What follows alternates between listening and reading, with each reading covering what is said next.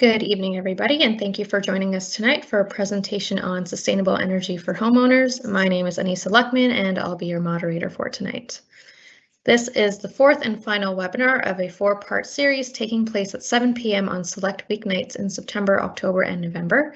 These webinars are hosted by the Durham Environmental Advisory Committee, otherwise known as DEAC, which is a council-appointed citizen committee of volunteers who are dedicated to promoting community outreach and stewardship through the various activities and projects to support environmental awareness and appreciation in the region. Now, before we turn it to our program for tonight, just a quick housekeeping note. Please use the chat Q&A function during the presentation for any questions you have for our presenters, and we'll make sure that those get answered at the very end of the presentation. Without further ado, I'd like to introduce our speakers for the evening. Moran McDonnell is the Vice President of Distribution Operations at Alexicon Energy. Moran joined Alexicon in the summer of 2020, where she currently leads the line operations, stations, and system control teams. Prior to joining Alexicon, Moran served as the Director, Restoration and Infrastructure at the Toronto and Region Conservation Authority, where she led a large team to plan, design, and implement various conservation, restoration, and green infrastructure projects across the GTA. Moran has a bachelor's degree in environmental studies and is certified engineering technologist and a professional project manager, and also a proud resident of Durham Region. Our second presenter for the evening, Ian McVeigh, works as the Manager of Sustainability within the Office of the CAO at Durham Region. In this role, he leads the implementation of climate action programs at the regional level, including an innovative home energy retrofit program that is set to launch in March 2022. So now let's turn it to our presentation. Take it away, Moran. Okay, thank you. Welcome, everyone. So I'm here from Alexicon Energy to talk about some easy, no cost or low cost do-it-yourself energy savings. And we're going to focus on fall and winter energy savings with the colder temperatures approaching. So a quick rundown of the agenda tonight. I'm going to tell you a little bit about Alexicon Energy, who we are. Watch a short video just to talk about us as an organization and some of our core values. And then we'll get right into the DIY tips to save at home. We'll talk about phantom power, and then we'll go over some of the time of use and tiered pricing. There are some changes that took effect as of November 1st, so we'll just do a quick review on that and then take any questions you have at the end of the presentation tonight. So about Alexicon Energy, we are the fourth largest municipally owned electricity utility in Ontario. So we are a distributor. We run the lines and poles and the green boxes that you see on your street. That's our staff that distribute the electricity from the big towers that you see into your home. We have more than 171,000 residential customers and business customers across 10 municipalities in East and Central Ontario.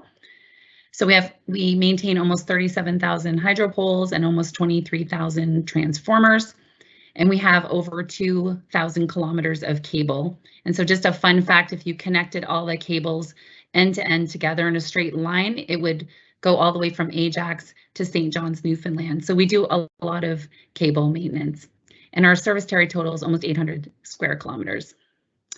So I'll get into the video on Alexicon. It's just under 2 minutes long. Sorry. Viridian Connections and Whitby Hydroelectric Corporation have merged to form Alexicon Energy, the fourth largest municipally owned electric utility in Ontario. Committed to providing reliable and safe services, Alexicon Energy's success is rooted in key values that are integrated into all services and interactions. Those values include safety. We prioritize the safety of our team and customers, knowing this is the foundation of a healthy home and engaged workplace. Kinship. We seek every opportunity to forge personal connections with our customers and employees because we know genuine relationships are lasting ones. Responsiveness. We know our customers rely on electricity to successfully navigate their day. We go above and beyond to meet their needs by proactively addressing their questions and concerns and continuously improving our services. Confidence. We understand that our customers' trust is built upon our knowledge, solutions, and ability to make and keep our promises. Mindfulness. We are mindful of our impact on the environment and make every effort to ensure we cause no undue harm during the delivery of our services. Find out how Alexicon Energy is powering life's most meaningful moments by visiting alexiconenergy.com or following @AlexiconEnergy on Twitter. Alexicon, our power is responsibility.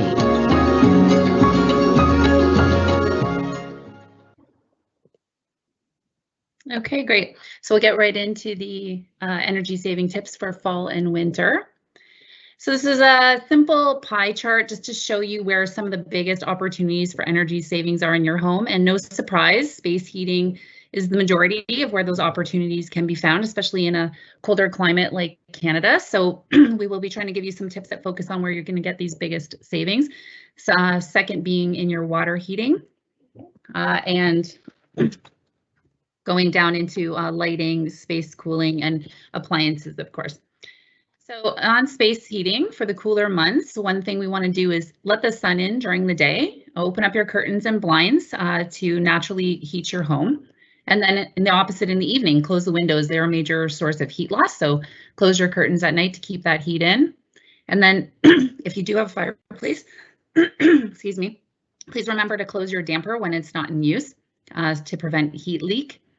And then for your appliances, microwaves, slow cookers, and toaster ovens use about half the energy of a conventional oven. So we encourage you to switch to some of those smaller appliances when you're cooking meals for yourself or a small family. And in the cooler months, and I didn't know this, I learned this recently, if you do have a ceiling fan and you use the reverse switch and turn it in a clockwise direction, it'll actually help push the warm air that has risen to the top of the ceiling. It'll push it down. So if you put it in the reverse direction on a slower speed, you can help keep the room warmer than you would without using your fan in the winter. And I had a ceiling fan and I used to just not use it all in the winter months. So the other thing you can do is use space heaters. They're pretty efficient when you're using a small area. So you can keep the thermostat turned down in your home and just use space heaters for smaller rooms. And then, of course, replace your air filters in your furnace. I'm guilty of this too. You should be cleaning and replacing them every 90 days. And I could say that's something I need to remember to do better. And then, of course, drafts coming from your doors and windows. You can place rolled up towels, or you can make a draft snake, or you can buy one at Home Depot for pretty inexpensively. And these are big ways to keep the warm air from escaping and cool air from getting in. Hot water, so heating your home also includes the water tank in your home as part of that cost of your energy bill.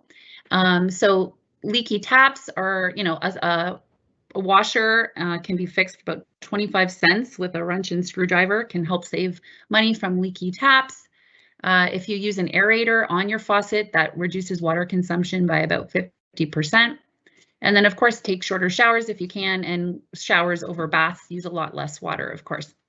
And then cold water, most laundry soap manufacturers now provide a cold wash laundry soap, and this uses a lot less. Most of your heating costs on your washing machine are related to water, heating the water for the laundry. And dishwasher, you're using the same amount of energy whether you run half a load or a full load. So obviously we encourage you to run a full load before you run the dishwasher, and to select the Eco Wash Cycle and air dry to save about 50% of the energy there. And then you can insulate your hot water pipes, and you can also put an energy efficient shower head in your bathroom.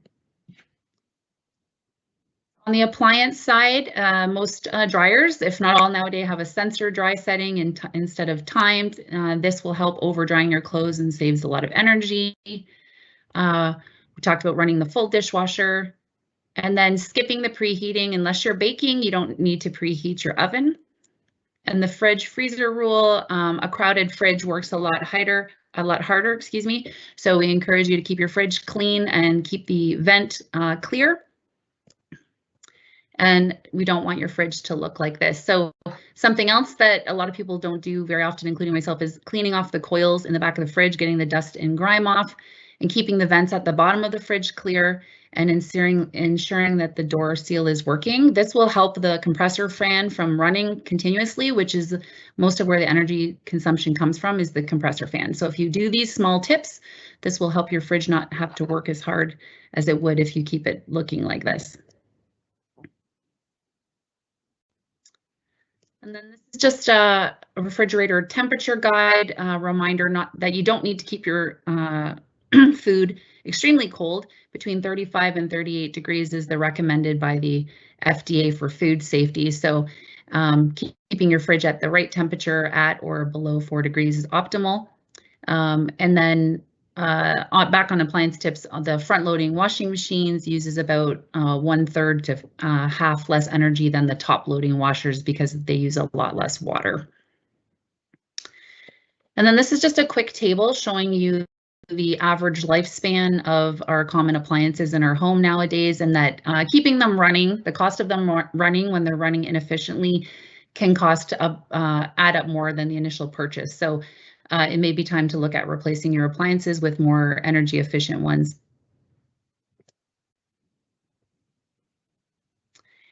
And then just a quick quick questionnaire is how many light fixtures does the average Ontario home have?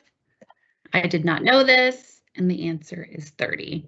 So that's a lot of lights, and that leads into the most frequently used lights in your home. And these are the top 5, your kitchen ceiling, your living room, side table lamps and floor lamps, your bathroom vanity, and your porch light. So we obviously encourage you to switch to LED over incandescent. They use about 75% less energy. They do not emit heat, and they can last up to 50,000 hours. So that's about 22 to 30 years of average household use. And obviously looking at dimmer switches can provide more savings. So switching to all LED lights in your home can add up to about $8 to $10 of savings per month. So small amount, but adds up over time, especially over the lifespan of the LED bulb itself.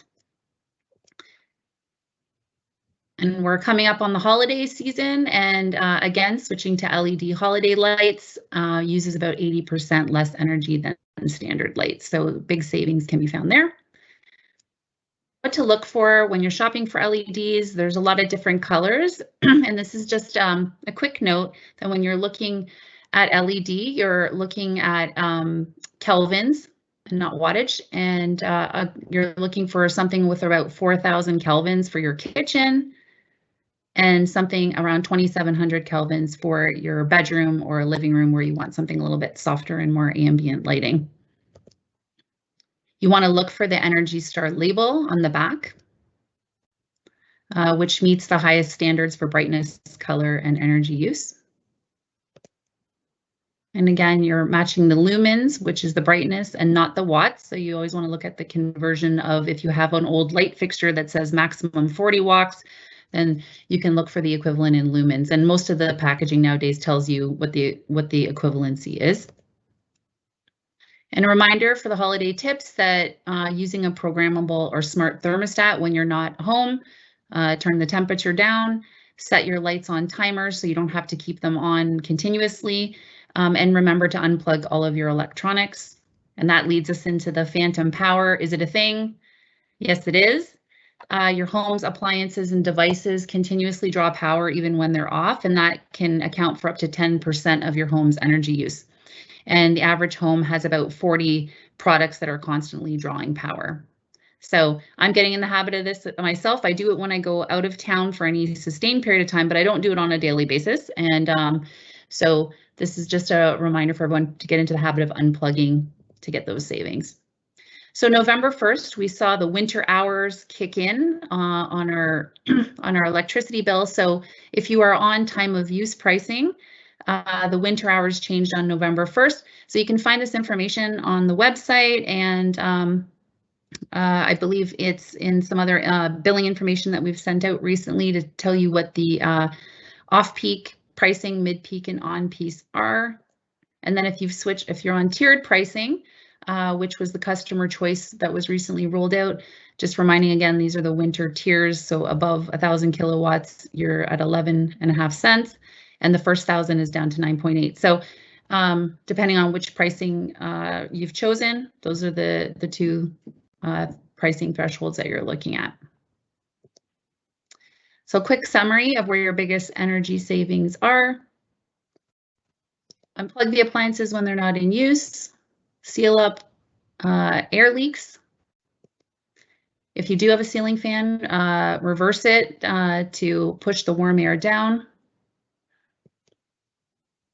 Close Your dampers on your fireplace. Smaller appliances for cooking. No need to preheat that oven. Use the cold setting on your washing machine. Let the sun in. Use that sensor dry setting on your washing machine and air dry your clothes if possible. Switch to LED lighting.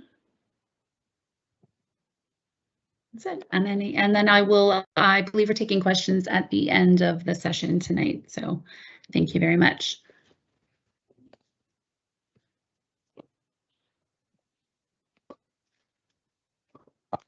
I guess it's my turn.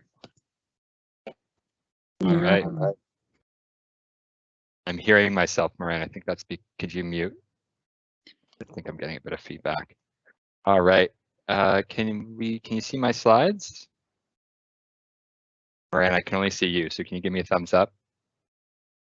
Oh, you just went off camera. I'm assuming you, okay, there it is. All right, great. I got the thumbs up. Great. So I'm taking a bit of a different tack. Thank you for being here. I'm taking a bit of a different tack that, whereas Moran focused on this sort of the, DIY, what you can do on your own. My presentation is more focused on the sort of deeper home energy retrofits that really help to drive substantial greenhouse gas emission reductions. So that'll be the focus of my talk. So as Anissa mentioned, I'm Ian McVeigh. I work for Durham Region as the manager of sustainability, and I've been in this role for about 2 years, just over two years right now, and I'm really focused on driving the implementation of climate action here in Durham Region, working in partnership with the local area municipalities, energy utilities, conservation authorities, and other partners. So just a bit of an agenda for my talk. I do want to start with the global context. As folks on this call might know, the Global Climate Conference kicked off yesterday in Glasgow, Scotland, and this is really an important decade between now and 2030.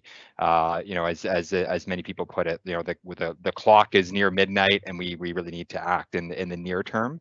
And I'm going to talk about why local community action really matters and how that translates into the topic here around sustainable energy for homeowners. So I'll talk in that regard, talk about climate action priorities in Durham Region, how that sort of global story translates into Durham Region with a focus on existing buildings and single family homes. I'll talk a bit about the retrofit strategy that we are implementing now, and I'm eager to launch this as soon as possible. We're currently looking at a March 2022 launch, and for those that might be eager to get moving in the meantime, I'm certainly one of them. I'll provide a bit of direction as to what you might do in the meantime. So just to start, again, positioning this conversation within the global context and this decade of action to make substantial progress on greenhouse gas emissions globally. The global climate negotiations that kicked off yesterday in Glasgow really are focused on mobilizing immediate action by nation states, including Canada, to keep the goal of 1.5 degrees temperature rise alive. So this is the slogan, keep 1.5 alive, because 1.5 degrees temperature rise is broadly understood by climate scientists as a level beyond which we start to see really catastrophic outcomes for human societies and Earth's ecosystems. So that's what we're focused on. The reality is that Earth's temperature has already increased by between 1 and 1.2 degrees Celsius by 2020 as compared to pre-industrial levels, and actually more warming in Canada and Durham Region because we're closer to the North Pole, and just the way that climate change works, it's more intense at the North and the South Poles. So currently we know that policies globally have us on track for 3 degrees of warming. So we're quite far from that 1.5 degree target. And so as a global community, we really all have our work cut out for us over the next couple of years to 2030. But especially in a place like Canada, and you can see on the right the chart there showing Canada's per capita greenhouse gas emissions relative to major industrialized countries. We are among the worst emitters in the global community. That's partly because we have a lot of oil and gas production in Alberta. We're a northern climate, but it's also because we tend to buy bigger vehicles, have bigger homes that are less efficient than even our peers in the UK, Europe, and other places. So we definitely have our work cut out for us in Canada, in Ontario, and in Durham region to make our fair share contribution to this global effort. And so you might be asking, what does this all mean about how does this all connect to sustainable energy for the homeowner? And I'm getting there. The reality is that community scale, we think about climate change as a global problem. We think about the global negotiations that seem to get us nowhere. But really, it's at the community scale that climate action really hits the ground, and we're trying to get those balls moving here in Durham region. The reality is that local governments, both upper and lower tier, have direct or indirect control over 60% of Ontario's greenhouse gas emissions. That's through land use planning, where we build, how we build. You know, we need to prioritize compact, connected communities that are efficient, engineering and infrastructure through our roads, water, wastewater, waste services, economic development strategies to prioritize clean energy investment, transit investment, centering equity and inclusion and addressing the disproportionate risk and vulnerability for example, seniors who might be aging in homes that are inefficient, that face extreme heat risks, as we saw in British Columbia over the summer, where upwards of 600 people, mainly older people, died because of the heat dome that they experienced in July. And then our role, the local government role as shareholders of energy utilities like Alexicon, like Oshawa Power, we have an ability to help to work together to help develop programs. So there's a lot that we can do locally, both as government, but also as community members to really address this climate emergency. And so the Durham region's plans are here. We have a climate adaptation plan that was endorsed by Council in 2016, a community energy plan that was endorsed in 2019.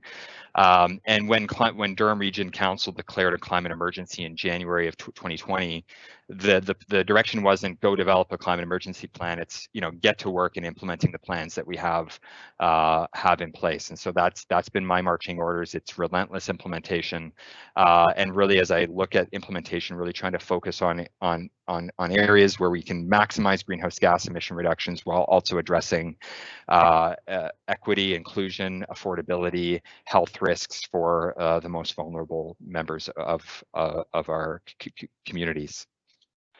So what that means when we look at Durham's community-wide greenhouse gas profile, it really means a focus on buildings and transportation, which together represent, you know, more than 2/3 of greenhouse gas emissions in the region. You see the industry piece there, that about 1/3. The lion's share of that is one facility. That's the St. Mary's cement plant in Bowmanville, which is the largest cement plant in Canada. And the reality is that as a municipality, we have limited control over that. And so we really need to focus on the community scale emissions, and that's buildings, largely residential buildings, and transportation, which is largely personal transportation, so how we get around. And that was borne out by the modeling that we conducted for the Durham Community Energy Plan, which you can see here a snapshot of, which really looked at the most cost-effective way to hitting our greenhouse gas emission targets. At the time, we were looking at an 80% reduction by 2050. Council has since upped that ambition to a net zero target to align with the federal government. But what we see here is that it's the green wedge is transportation, where we see substantial emission reductions. That's a key strategy. And then in residential buildings, i.e., single-family homes, which make up the lion's share of the building stock in the region. And so the big moves in terms of addressing these sorts of emissions are in transportation, shifting beyond the car, so encouraging active transportation, encouraging the use of transit, electrifying personal transportation, so accelerating the adoption of zero-emission vehicles. We're doing this through partnerships with Alexicon and Oshawa Power in terms of building out a network of EV charging stations across the region. Work to decarbonize commercial transportation. These are heavy, medium, and heavy duty vehicles. In the building sector, it's really about two things. One, we need to make sure that new buildings, new development in the region is as energy efficient as possible and is as compact as possible, so we're not having sort of the larger inefficient homes that tend to consume a lot of energy. And then decarbonizing the existing buildings, which of course is the target of, or the topic here that we're focusing on. So I'm going to spend the rest of my talk focusing on this area, but we don't want to miss, of course, the waste sector and the critical need to close the loop on the waste stream and capture value through waste in terms of generating a renewable energy source. And so the region is, as people might know, we are planning to build what's called an anaerobic digestion facility, which will be used to divert organic wastes into a facility that will be able to create renewable natural gas, which will help to decarbonize the natural gas grid. So all of this is predicated on organizational leadership at all levels, the region, local municipalities, the province, the federal government, and we're trying to demonstrate leadership through our own actions, which I'll talk a bit more about. So when we talk about retrofits, you might be asking, like, what does a deep retrofit look like? We need to focus on delivering deep retrofits. These are ones that deliver 40 to 60% energy savings and that position a home for a future net zero carbon performance through fuel switching. So a deep retrofit looks at the house as a system and is about multiple coordinated energy conservation measures, some of which Moran spoke about, such as air sealing, which is usually the lowest hanging fruit, but also adding insulation, both interior and exterior, replacing windows and doors with high performance models, upgrading lighting systems, smart thermostats, updating your heating and cooling systems, and in so doing, considering the opportunity to fuel switch away from a natural gas furnace towards an air source heat pump, which is electrically powered, much more efficient, of course, than the baseboard heaters of the past that are, and air source heat pumps also capable of doing both heating and cooling. So that's going to be a key strategy is encouraging people to move from natural gas furnaces and boilers to air source heat pumps. And then finally, once you've done all that, installing renewable energy on your roof through a rooftop solar, which will help to defray the additional electricity consumption that comes with, for example, having an electric vehicle in your garage and an air source heat pump. So of course, doing all of that is a big job. We're looking at upwards of $100,000 per home to do that whole kit and caboodle. And we understand that people aren't going to do that all at once. And so creating that retrofit journey map over a 5, 10, 15-year period is going to be really critical. But for context, we will need to retrofit every single or nearly every single existing single family home in the region, which is, we have about 200,000 homes across the region over the next, say, 30 years to get us to 2030. That's about 7,000 homes a year, which is, more than triple the current rate of energy renovations that happen in the region. And the reality is that the energy renovations that currently happen aren't deep energy retrofits. So we really need to up our game, here in the region in terms of increasing the rate and pace of energy renovations and deepening the impact of each of those renovations so that we're delivering those deep GHG reductions. The reality is that these types of projects will help to future-proof homes in an era of rising energy prices, increased energy volatility in terms of supply, and help to really build resilience at the home level to some of the changes that are coming, as well as, of course, creating a massive employment boom, as you can imagine, as we triple that level of activity. So what we really need is market transformation in this space, and that's really what we're working on, trying to deliver. There's a lot of barriers, of course. This is seeming like a a good story so far, and there is a lot of benefits, but there's a lot of barriers that need to be overcome at the homeowner level in terms of generating demand and galvanizing homeowners to be able to do this sort of, these types of projects.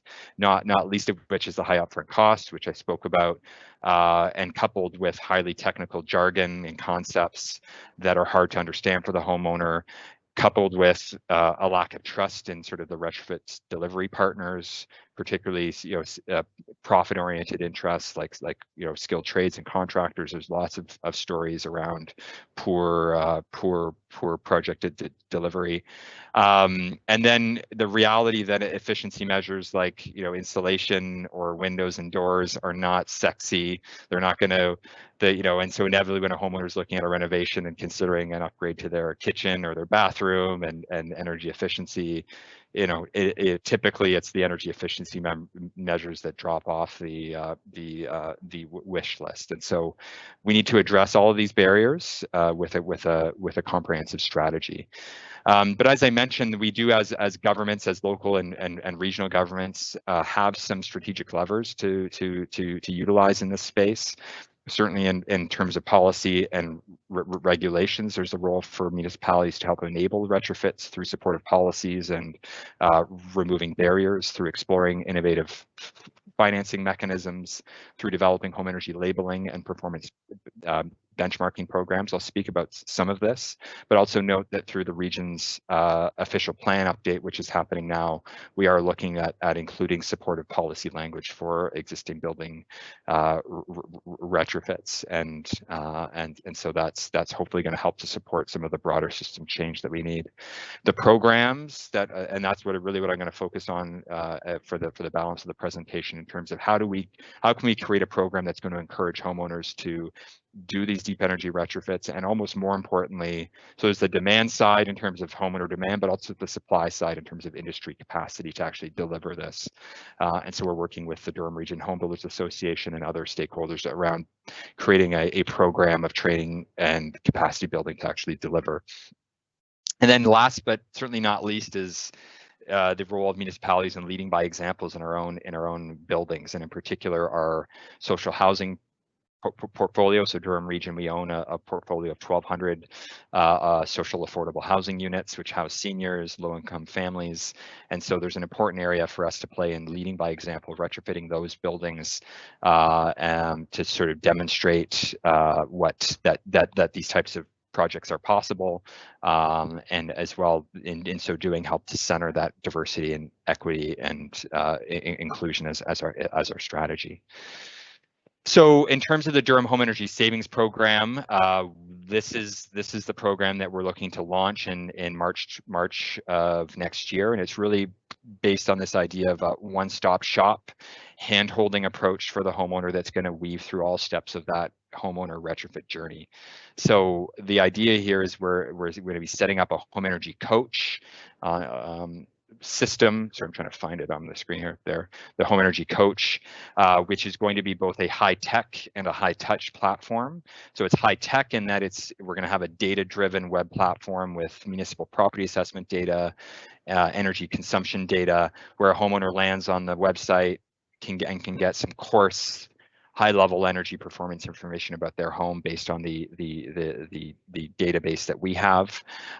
They would then have that's where the high touch comes in. They get interested through the data-driven platform, and then they're going to have access to a home energy coach who's a building science expert that's not motivated by any profit interests in any transaction that might follow. That's really there to help coach the homeowner through the complex phases of a retrofit project, such as getting an EnerGuide energy assessment done. This is an in-home assessment by a certified advisor, and then the home energy coach will be there to help review the results of the audit, to develop a scope of work that the homeowner can then take to contractors to solicit quotes and get some further details on how to implement that scope of work. The home energy coach will also help the homeowner navigate the range of incentive programs that are available, such as the Enbridge Home Energy Home Efficiency Rebate Program, as well as the federal government's Greener Homes Grant Program, and then the region will be providing some additional top-up rebates for certain measures. So the coach is going to help, get a scope of work, get the quotes, figure out the financing in terms of incentives, and then as well, we've got partnerships with some local credit unions that are going to be able to provide loan capital should a homeowner need some financing to help make the project a go. And so really we're seeing this program as trying to address those multifaceted barriers and really trying to ease their journey through the process of getting a home energy home energy retrofit project done. So where we're at right now, we're in the process of completing a market characterization analysis to help identify areas of the region where we want to target the marketing and outreach. So these would be areas that have higher concentrations of older homes or homes with higher energy savings potential, where we might do a sort of a focused digital marketing campaign through neighborhood groups, through utility bill inserts and other avenues to help raise awareness of the energy savings potential. We're developing a marketing and branding strategy, finalizing. There's a lot of administrative bureaucracy in terms of finalizing our funding agreements and partnerships with participating lenders that are underway right now. I'm still navigating that muck. And then really, as we enter the new year, developing this program database, the website, training and orientation programs for key stakeholders, and then getting that March 2022 launch. So we're really excited about this, and excited, but not just because we're going to have a program finally on the market that's going to help, but that we really think this is going to be a strategy that's going to help create that market transformation by creating a pool of qualified home energy performance contractors, by creating enough demand with homeowners, but as well enough creating streams of public and private sector capital to be able to provide the financing to meet that demand, and then creating this highly engaging delivery platform, the home energy coach, both the high tech and the high touch side of it, that's really going to help engage, motivate, and mobilize homeowners to actually undertake this work.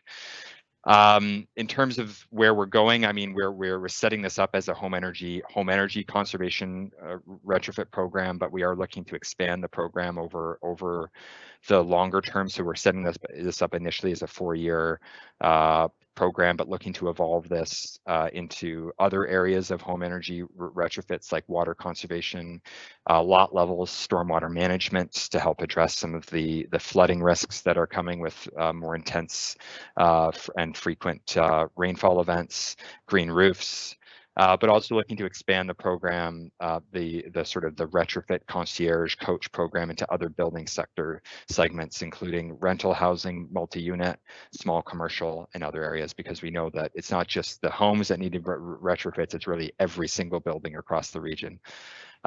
So just to finish off, and I know people here might be chomping at the bit and maybe a little frustrated that our launch isn't November 2021. I am as well. I wish we were launched yesterday. So if you are one of those people and you really want to take some action in the meantime, I'd encourage a couple things. One, if you haven't already, do register online for the Greener Homes program through the federal government. So this is a program that is live now, where you can register for to get a home energy assessment and qualify for a wide range of grants. In so doing, you will put yourself on the list for an EnerGuide home energy assessment, which you can see here. I actually just had this done a couple of weeks ago now, and so have a bit of a work plan, I guess, for my home retrofit journey. And then finally, there do remain incentives available through Enbridge, the Enbridge Home Energy Conservation Program as well. So you can check that out. But again, the Enbridge programs also require you to complete an EnerGuide home energy assessment. So that really is your first step. So I'm going to finish there. That was a bit of a whirlwind tour, and I hope I kept kept everyone along with me on that. And I look forward to any questions or discussion that people want to have following it. Thank you so much. I'm going to stop the sharing and then we can go. All right. Thank you very much, Ian and Moran. Now, we do have a couple questions that have accumulated. The first one is for Moran, but I guess Ian may be able to help with this as well. Are there any rebates for energy efficient appliances? Okay, so there were a couple. One was the Ontario Energy Savings Rebate that offered a 25% rebate up to $500 per appliance, which was pretty good. But unfortunately, that program ended with the province on March 31st of this year. There was another program as well that was run by the IESO called the Save on Energy Home Assistance Program that also offered some of the weather stripping and some faucet aerators and some other small things to help save on energy. That unfortunately also ended. The shift in, generally speaking, in energy savings has switched over to more energy affordability especially since COVID and the pandemic. A lot of the assistance has switched to low income energy affordability rebates and reductions for businesses that were suffering through the pandemic. So I'm not aware of any that are currently up and running. I don't know, Ian, if you do, but I did a quick scan as part of the preparation for this presentation to see if there was anything we could offer to anybody attending tonight, and I didn't find anything that's running currently, but we're continuing to check. No, not for appliance, like for fridges, stoves, washer, anything like that. There were incentives that were offered point of sale, like at Home Depot and Lowe's, etc. But those have since wrapped up, I believe. And so really the focus is on rebates for appliances that are, or things that are affixed to your property, like your furnace, your boiler, the like. So yeah, not for appliances as I understand it right now. Right. Thank you very much. The next question is for Ian. The decade of action slide, why is Germany shown in red? Yeah, I think that's because I pulled this chart. I'm just looking at it. It's got a German source on it, so I'm sure this was a German chart that was produced, and the use of it was probably trying to highlight where Germany stood. So I think that's why.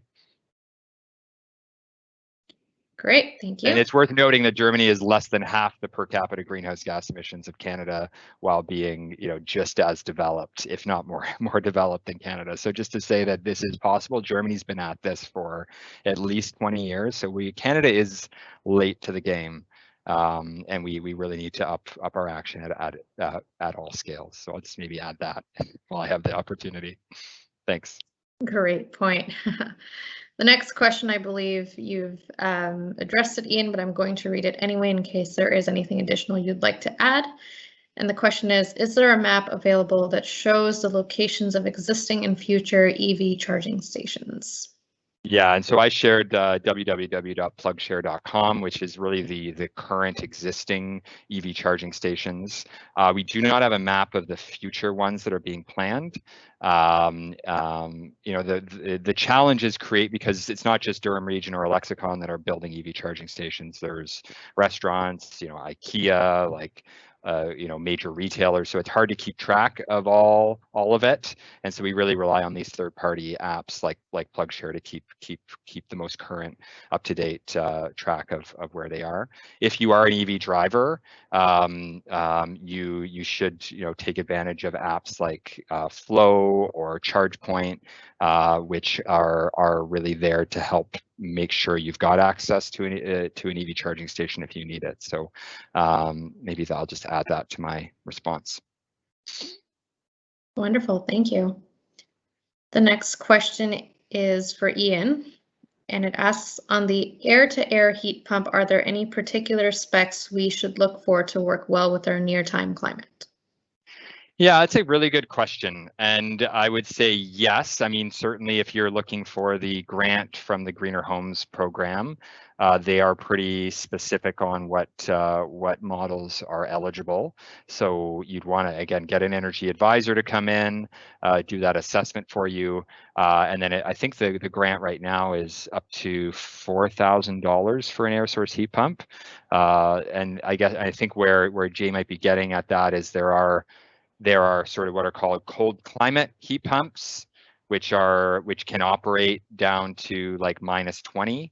And then there are, I guess, not cold climate, ambient climate heat pumps might be the right word, that can operate efficiently down to, say, 5 degrees or 0 degrees. And so really what we're trying to because and the difference, so like, and I don't quote me on costs here, but a cold climate heat pump might be like 15 grand, whereas an ambient, a regular air heat pump might be more like 8 grand or so, which is, given that it does heating and cooling, is within the costs of combined furnace and air conditioner. And so anyways, what I'm saying is that what we're thinking about prioritizing in the near term is the ambient air source heat pumps that can operate down to 5 degrees, 0 degrees, and where a homeowner might keep their existing furnace and essentially run like a hybrid heating system, where they might run the furnace on the days that it gets down to -10, -15, and use the heat pump during the shoulder seasons to help reduce their greenhouse gas emissions. So that's what we're trying to prioritize within the Durham Home Energy Savings Program, is this hybrid heat pump application, which is being shown to be able to both reduce energy costs as well as greenhouse gas emissions. So maybe I think that's my response there. Wonderful, thank you. There's a lot of innovation in this space around, and even Enbridge is looking at this. They are developing, they're piloting a hybrid heat pump incentive program down in London, Ontario, and we've been talking to them as well about mirroring that program in Durham so that we can encourage, because the problem is that if someone switches from a furnace to a heat pump straight away in the current pricing environment, they're going to see higher utility costs because of the price of natural gas versus electricity. And so the hybrid application is going to allow them to mitigate those costs and essentially reduce costs while also reducing greenhouse gas emissions. So sorry, maybe I'm blabbering on here, but I just wanted to add that too. Thanks. That's okay, Ian. You're a fountain of knowledge. The more you have to offer, the better. Yeah, maybe while I'm at it, like a big challenge here is the industry skilled trades, where the HVAC contractors have spent their careers putting in furnaces and replacing furnaces with more efficient furnaces. And so we do have when I go back to my remarks about the market transformation challenge, is that there's both a demand, we need homeowners to demand heat pumps and things like that, but we also need the skilled trades to be there to be able to provide it. And so I've heard innumerable stories where homeowner goes and says, I want a heat pump, and then the contractor comes and says, well, the heat pumps don't work, or blah, blah, blah, and essentially talk them out of it and talk them into replacing a high efficiency furnace, which is really what they've been doing for the last 30 years. So there's a lot of work that we're trying to do on the industry side, working with the industry association, HRAI, and other players to try to do what we can in Durham to help raise the capacity of our HVAC contractors to be able to sell this work. And the reality is that carbon pricing is going up to 170 a ton by 2030 under the current framework, and so we're putting a heat pump in now, while you might increase costs in the near term. Over the 10 or 15-year lifespan of that piece of equipment, you are going to reduce costs as natural gas prices increase due to the carbon tax, and as well as the energy price volatility we're seeing in the natural gas market currently, really around the world. So it really is a way to hedge your bets, so to speak, and build local resilience through an air source heat pump with the solar PV array. and maybe a battery in your house, if you can go that far, really provides a way for you to be a bit more self-sufficient and rely really on local electricity supply, which is generated through renewable or other low carbon means. So there I am on my soapbox. Thank you. The next question is electricity being chosen as the best alternative to fossil fuels and for GHG reduction, and is it being promoted? I'm not sure I understand the question. Is electricity being chosen as, I mean, I'm not really sure I understand the question. Well, let's start with the first part of the question, maybe. Is electricity the best alternative to fossil fuels? For home energy usage? I would think I guess like for heating, Single like for PhD. heating your house, you've got your choices are, a furnace, a boiler, both of which would use natural gas, or like natural gas furnace or boiler, or you're using electricity through air source heat pump or a ground source heat pump, or maybe solar heating. So I guess, yeah, I mean, Ontario's electricity grid is low carbon. It's hydro, it's nuclear, it's renewables, and it's gas on the margin when we need to, peak electricity, largely low carbon. And so in terms of reducing greenhouse gas emissions, yes, we are looking to encourage fuel switching to electricity in both transportation, in terms of electric vehicles, as well as heating, home heating. And I guess the question is how we do that in a way that's not going to exacerbate energy affordability issues. As I mentioned, a straight switch from a furnace to a heat pump will likely, in many cases, see an increase in monthly utility bills, which is not really what we're trying to achieve. And so how we do that, how we encourage fuel switching in a way that's going to reduce emissions and energy costs is the question. And so that's where we are thinking about the whole home retrofit. So if you're increasing insulation, improving your windows and doors, you can do a whole home retrofit and doing the fuel switching, you can still see monthly cost declines. So I'm not sure if that answered the question, but I think it did. The person who asked the question did clarify that yes, they're asking about heating and cooling with electricity. Yeah, I mean, for cooling, there really isn't. It's air conditioners run on electricity, so it's just that a heat pump is a more efficient, air conditioner that can also do heating. So it's really providing a bit more flexibility. Wonderful, thank you. You're welcome. We will give folks a couple more minutes to ask any questions for Moran or Ian while we have them here. But let me ask you this in the meantime, Ian, what are you most excited about with the launch of the Home Energy Retrofit Program? I mean, I'm excited about the whole, like the industry, like creating a local industry and creating jobs, and like there's just this sweet spot of, job creation, energy savings, local investment that really can help to build community and keep more of our energy dollars local instead of shipping dollars externally as we buy fossil fuels, none of which get produced here in Durham or even here in Ontario. So there's this important story to tell about being more locally resilient and able to generate our energy locally, use it locally. So yeah, I think there's a vision for a future that's a lot different than the one we have now, that provides greater health and economic development and all the things that we care about, while also doing our part to save the planet. So that's what I'm most excited about. It might seem like a wild dream, but it is what I dream about, for sure. Well, gotta keep fighting the good fight, right? That's right.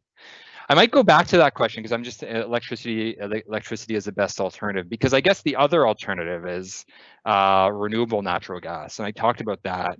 You know, the region will be generating renewable natural gas through organic waste digestion. There's also opportunities to use wastewater, like our poo, to create a renewable natural gas. That's being done at the Toronto Zoo, as many people might know, through the Zoo Share zoo poo kind of bioenergy system. So there is an opportunity to kind of to create renewable natural gas. Just the reality is that the supply potential of renewable natural gas is really small in compared to how much we currently use. And so I think there's a lot of questions about whether we can create 100% renewable natural gas, whether we can completely displace our current natural gas consumption with renewable sources. I think the reality is that that's not possible. So it really is, we're looking at fuel switching and electrification. There's big questions about the electrical grid, and I'm sure Moran and others in the LDC space will, can talk about the grid constraints around how we electrify everything. And there's going to be a lot of investment needed in our electrical grid to build that capacity. So again, I guess this is a story about investment in our future, and there's a lot of work to do at all sectors to make it happen. So I'm just excited to see how we do, and against really what is the most pressing challenge of our time. Thank you, Ian. The next question is, would it not make more sense for the government, municipal, provincial, or federal, to give incentives for switching to electricity from fossil fuels and apply the carbon cost direct to the user of those fossil fuels, or direct to the use of those fossil fuels? I apologize. Yeah, I see Robert. Hi, Robert. Thanks for the question. So yeah, I mean, governments are giving incentives. The federal government, the Greener Homes program is a rebate, or sorry, a grant program that provides up to $5,000 for home retrofits. And the provincial government is providing funding through Enbridge for demand side management, and then the municipality is planning to provide incentives. So that is happening. And some of those, and particularly the federal program, is about fuel switching from from fossil fuels to electricity. And I guess the point is that the carbon costs, like the carbon price, is being applied to fossil fuels currently. So right now we're at $65 per ton of carbon. That's being applied to your natural gas bill, to what you pay at the pump. Currently, those proceeds, the carbon tax proceeds, are refunded to taxpayers through your income tax bill. They're not sort of recycled into incentives. Some might argue that would be a better way of structuring it. I'm not in the federal government, so I won't speak for their policy design. I think they really like the idea of giving back to the taxpayer, the voter, if you will. So I think there's some political sides to how they've structured that. Thanks, Ian. The You're next welcome. question is, from a cost and efficiency perspective, do either you or Moran have thoughts on an electric water heater with a drain heat recovery unit versus more complicated systems like on-demand or heat pump water heaters? I'm not sure about this. This is a great question, Jay. And I mean, I think water heating is a really tough one.